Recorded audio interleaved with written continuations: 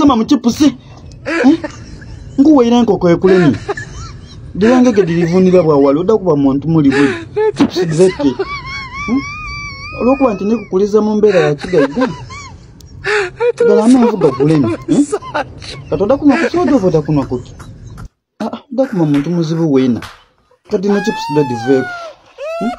nakuwera amatoke waleero wagale sibule waleero mumpere ka apo bakale ko kwawo mweka apo okona lya apo